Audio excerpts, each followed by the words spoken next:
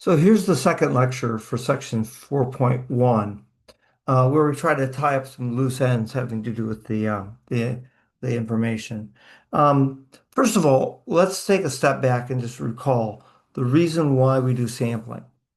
We do sampling because we want information about a larger population, but asking the question of everyone or everything in the larger population is hard. Now, if we do random sampling, then we think that we've eliminated bias in the selection of the people who are, or the things that are in our sample. That we use random chance to determine what things are interviewed or what things are investigated. Now, when we do that, we know that we're not going to get the perfect answer. We're not going to get the answer as if we asked everyone in the population, but we should get an answer that's close.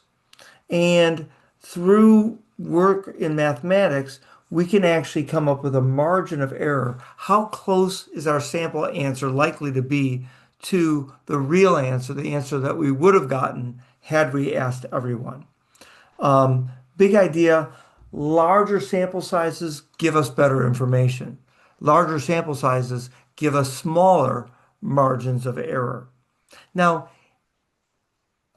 choosing a sample, great idea. Using random chance, great idea. But things can still go wrong that aren't related to the selection of the sample. One of them could be we could have something referred to as an undercoverage or an undercoverage bias.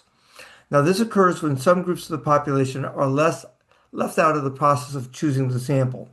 How could that happen? Well, imagine we use only landline phone numbers,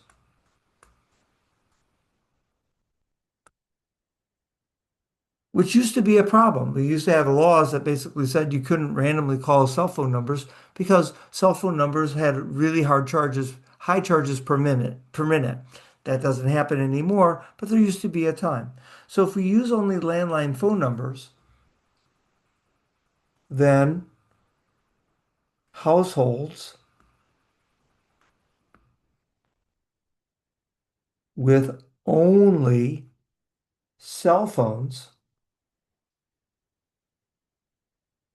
are kept from ever being chosen.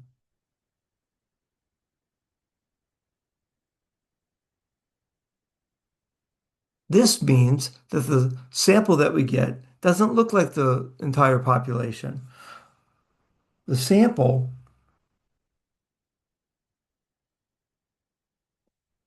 would overrepresent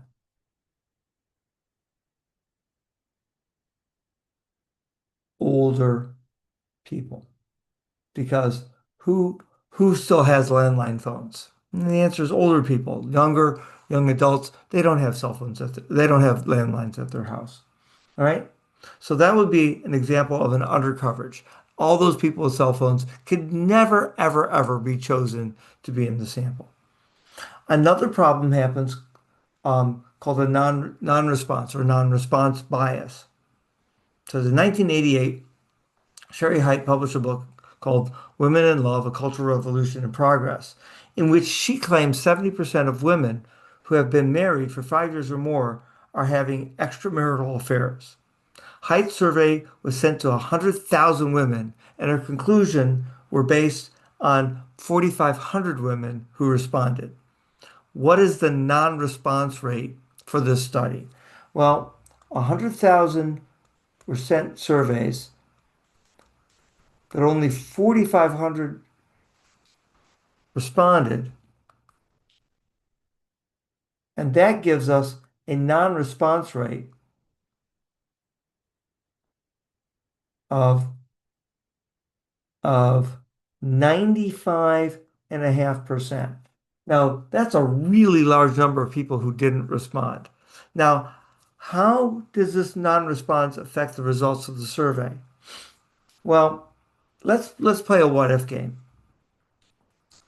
if those who responded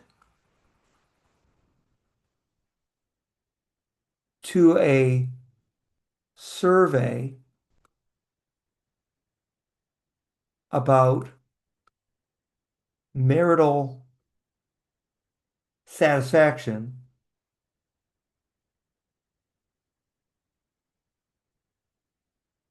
Okay, so imagine again, you're a woman, you receive this survey, and it's about how satisfied are you in your marriage. Of those who did respond, um, we can probably conclude they are more likely to be dissatisfied. Someone's finally asking me, am I happy in my marriage? And I'm saying no, dissatisfied, right? And that means that this result that comes back may be skewed to only the people who had a strong urge to respond. So non-response bias keeps those people who maybe are more satisfied in their marriage uh, from responding.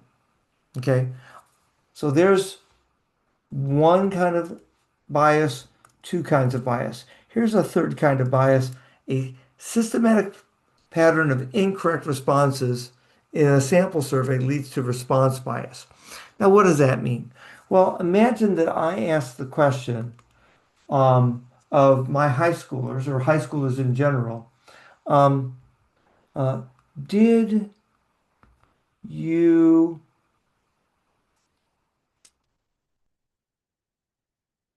use drugs this past weekend? Imagine me asking that question to my students. Now, I know that my students would like to be honest, but this is an awkward question. And do you think that in a systematic way, those students may say, no, no, no, no, I didn't use drugs, even when they did? Okay. Um, Maybe another question. What if I ask the question, are you racist? Well, someone, if they were racist, maybe would feel awkward answering that question honestly. So, what do we think of response bias? We think that sometimes people lie to avoid embarrassment or to not stir up some sort of perceived social norm.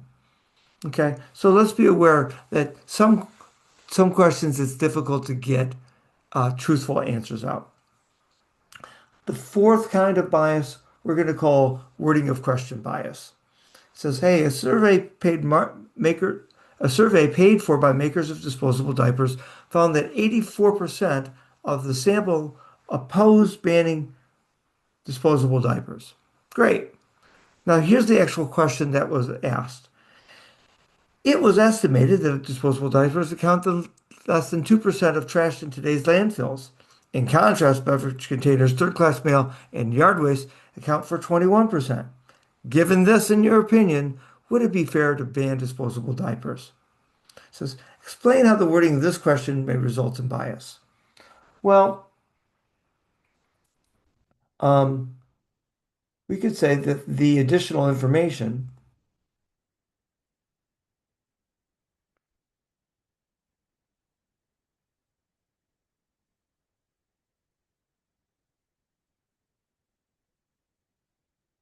makes um, disposable diapers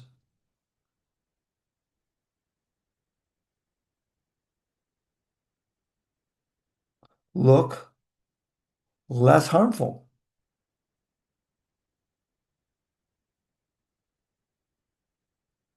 making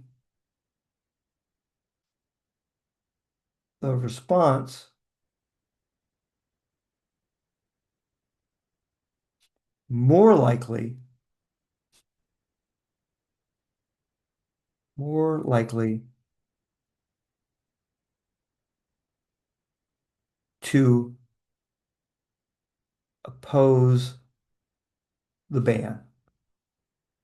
Now, we say that bias is the systematic favoring of a particular outcome. When we talk about bias, we should make sure that we understand that we should include what way we think the bias is occurring. We think the sample overestimates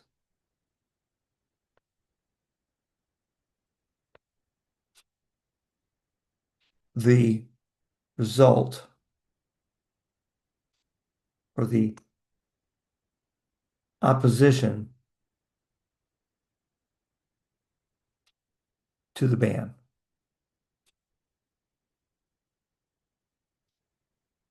Okay. Um, Remembering that the purpose of sampling is to get an idea of what's going on at the population level without interviewing everyone in the population. So we always should think about what would have happened had we asked everyone, and in this case, what would have happened if we asked everyone and we did it in a neutral manner. We think that we get an overestimate from this sample with that question. So most samples, survey samples affected by error, um, are affected. Okay.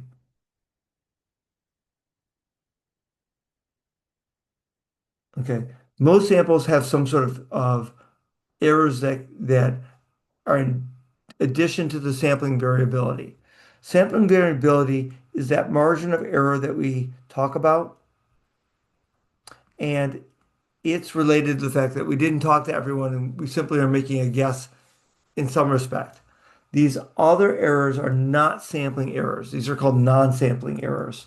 Wording of question, non-response, response, and undercoverage are all non-sampling errors. Okay. If we do good techniques, we try to reduce all of the sources of error. Okay. And you can imagine what would happen in this comic of Calvin and Hobbes, where Calvin says, they asked me how much money I spent on gum, and I said 500. For my age, I said 43. And when they asked me what my favorite flavor is, I wrote garlic curry. Okay. And if that's part of a sample, you can imagine someone says, oh, wow, if we change to making more garlic curry gum, we could probably sell a lot more gum. Meaning, hey, the magazine should show a lot more ads soon. Love messing with the data. Well, this concludes our discussion of section 4.1. Remember that in general, we collect data from samples because we can't afford to do it from the population. The best way to do sampling is random samples. Simple random sample is the put in a hat, everyone's equally likely to be chosen, as with every single subgroup. Stratified random sample can make sure that you get representation from each subgroup, and when you do that in a meaningful way, that you get less variability from each sample. Cluster samples are advantageous because the things that you're sampling, they're geographically close. It makes it easy to pull off that kind of random sampling. If you don't use random sample, or if you do other things, you're likely to have bias, which is a systematic favoring of a particular outcome. Voluntary response samples and convenience samples are known to be biased samples from their very design.